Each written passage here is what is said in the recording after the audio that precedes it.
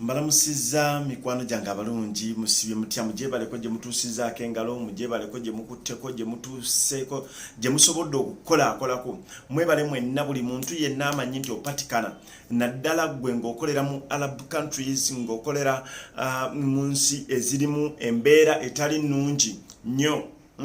Mwe abali UK abali Denmark abali US njagala kubatumirako namwe mwebaleko emirimu gye mukola mwebale kubanga mukakalabya kakati njagala kubaako ekintu kitonotono kyenjogerako ekigenda kitambula mu maaso. By the way, just mbanjagala mukendeeze koko kujimu ku mirimo.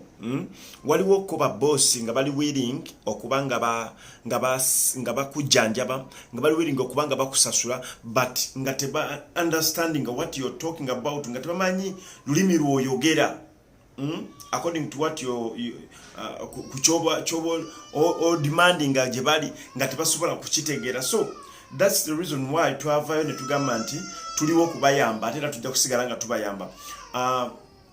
Twatandisewo program y'okusomesa Oluwalabu buli lunaku sawa 8 tubeera n'okusomesa Oluwalabu okakasa nti n'osoma olutegeere. Temwagala nnyo okusoma naye nga kino twakitandika butandisi nga Migrant Workers Protection Point nti twakizuula nti abamu kummwe temwandifunye na bizibu but ebizibu bino bizze lwa nsonga temumanyi temusobola kukwasaganya lulimi na bakama bammwe.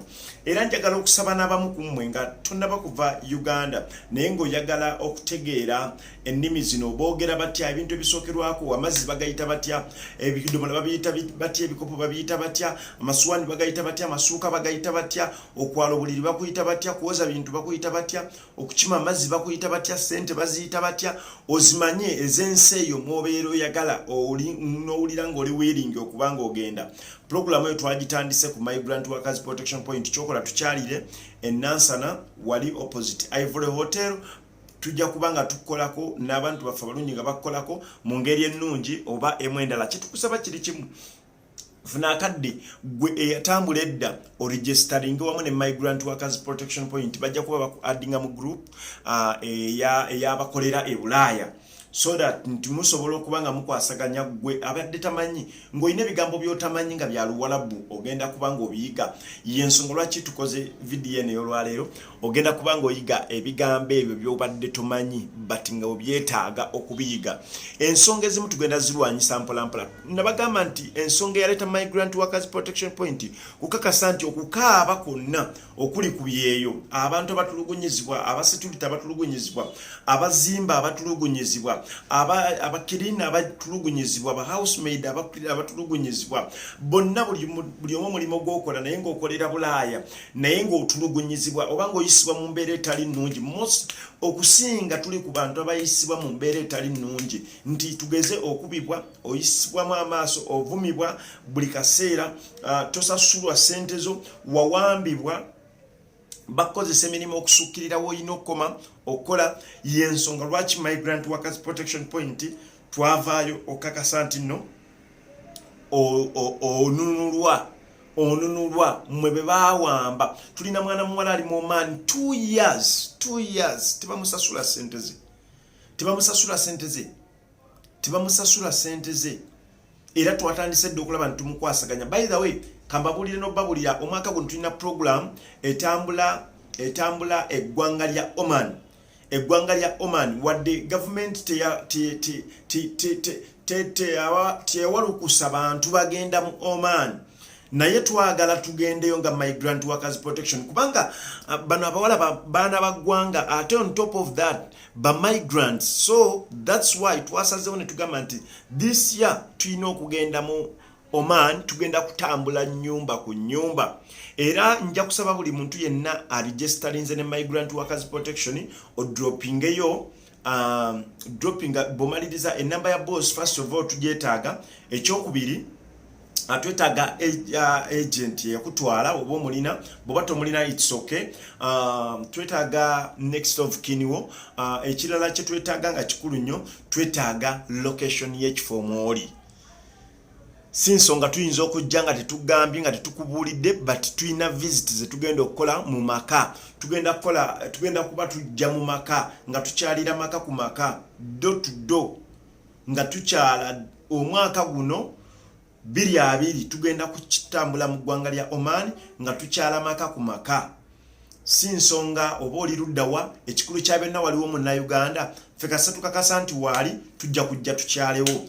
Era tuli mu kola nteekateeka nga Migrant Workers Protection Point era nammwe abagenda okubanga nga mutusupportinga mu mbeera eyo side eyo kubanga kijja tukostinga sente nnyingi nnyo nnyo. Sono lwekyo era nja kusaba mmwe abali willing okubanga muyimirira wamu naffe nja kusaba otunoonyeeko ku +97477 8294 94 ate oba ku +256 782 18 30 37 ojja kuba otusobola okuyimirira wamu naffe ne tutambuza omulimo guno nga gw'amaanyi. Njagala tutambule mu agamaka ago singa kibadde kisembedde kumpi twandibadde tusookera mugana amaka ag'omwana ono abanja 2 years. Tekisoboka, it's unbelievable naye nga yekiri nti omwana abanje emyaka 2 akola tawummulamu lunaku nalumu kuba nayogeddeko naye nangamba siwummulangako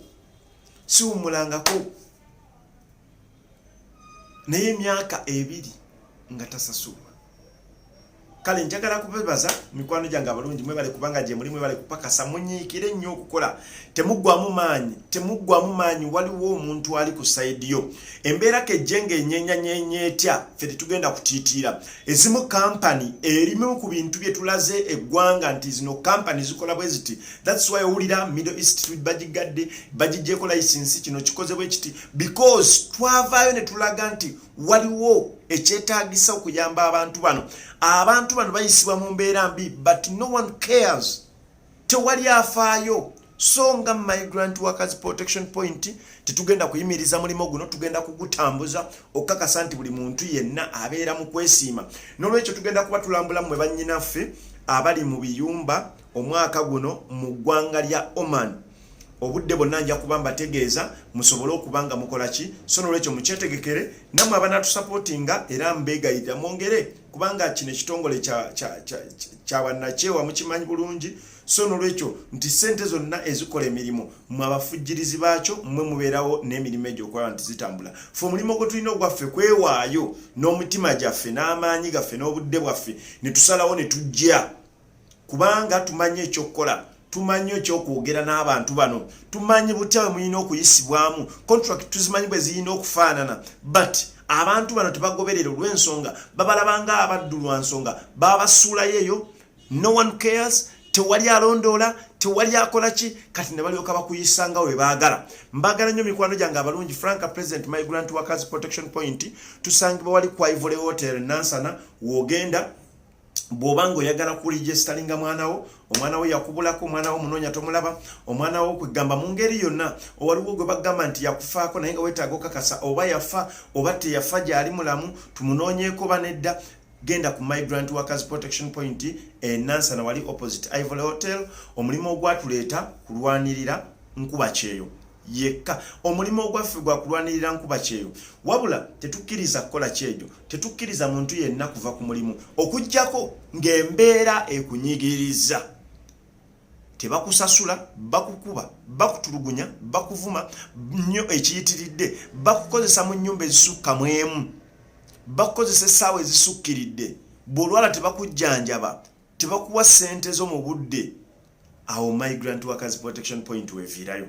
Mbagala nnyo mikwano gyange abalungi. Franca President Migrant Workers Protection Point +974 77 82 94 oba +256 782 18 30 37.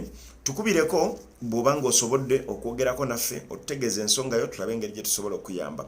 Ekirala temwerabira okuregisteringa wamu ne Migrant Workers Protection Point osobola okubeera ng'okyekingibwako buli lunaku. Mbagala nnyo mikwano gyange abalungi. Mubeere bulungi.